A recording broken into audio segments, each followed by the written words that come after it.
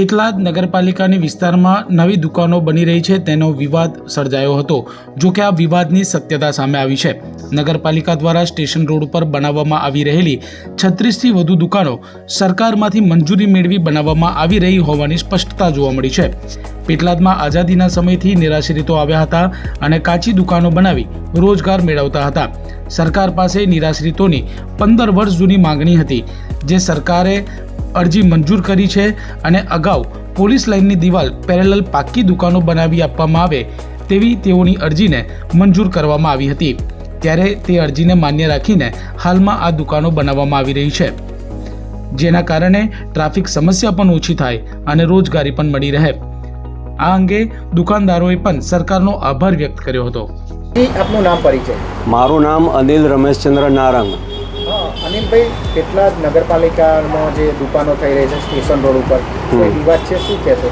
હાલ પૂરતો તો કોઈ વિવાદ નથી, પરંતુ છેલ્લા ઘણા વર્ષોથી અમારી માંગણી હતી કે ભાઈ અમને જો પાછળ જગ્યા આપવામાં આવે તો પેટલાદ શહેરનો વિકાસ થાય, ટ્રાફિકની સમસ્યા બી હલ થાય, અને એને ધ્યાનમાં રાખીને અમે માનનીય ધારાસભ્ય શ્રી કમલેશભાઈને રજૂઆત કરી હતી। એ રજૂઆતને ધ્યાનમાં રાખીને એમણે સરકારમાં રજૂઆત કરી અને અમારો આ જે મૂળભૂત પ્રશ્ન હતો એ અમને સોલ્વ કર્યો છે। અને છેલ્લા ઘણા વર્ષોથી આ જ માનનીય ધારાસભ્ય શ્રી કમલેશભાઈના સહકારથી પેટલાદ શહેરને પેટલાદ શહેરને તથા વિસ્તારને, આજુબાજુના વિસ્તારને જે એમને ગ્રાન્ટો મળી છે એ ગ્રાન્ટોના કારણે આ પેટલાદ શહેરનો વિકાસ થયો છે। અને છેલ્લા 5 વર્ષથી પેટલાદ નગરપાલિકા શાસિત ભાજપ નગરપાલિકાએ જેટલા વિકાસ કાર્ય કર્યા છે એટલા અત્યાર સુધીમાં કોઈ બી અગાઉના શાસનમાં થયા નહોતા। આ બધો શ્રેય માનનીય ધારાસભ્ય શ્રી કમલેશભાઈને જાય છે।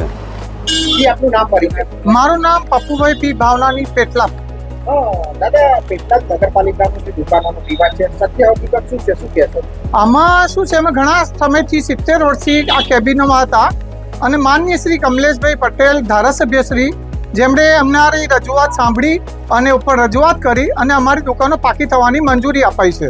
એમાં શ્રી ધારાસભ્ય શ્રીનો આભાર છે અને પેટલાદ નગરપાલિકા અને પ્રમુખશ્રી અને ચીફ ઓફિસર શ્રીનો પણ આભાર છે।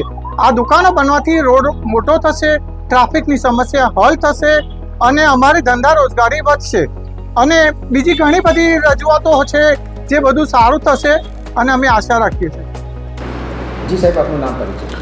હા, હું કૃણાલ પટેલ, ચીફ ઓફિસર પેટલાદ નગરપાલિકા। સર, પેટલાદ નગરપાલિકામાં કોઈ દુકાનનો વિવાદ છે, શું કહેશો?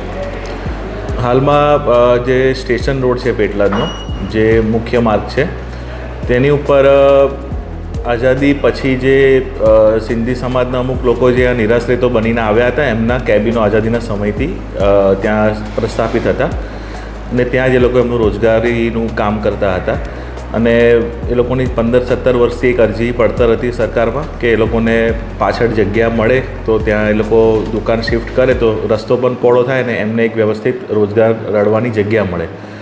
એ જે એમની અરજી હતી એ માન્ય રાખી અને પોલીસ આવાસ નિગમની જે ત્યાં કમ્પાઉન્ડ વોલ પડે છે એ કમ્પાઉન્ડ વોલને પેરેલલ એ લોકોને દુકાન બનાવવાની પરવાનગી મળેલ છે। હાલમાં એ દુકાનોનું બાંધકામ ચાલુ છે અને એ સરકારશ્રીની મંજૂરીથી થઈ રહ્યું છે।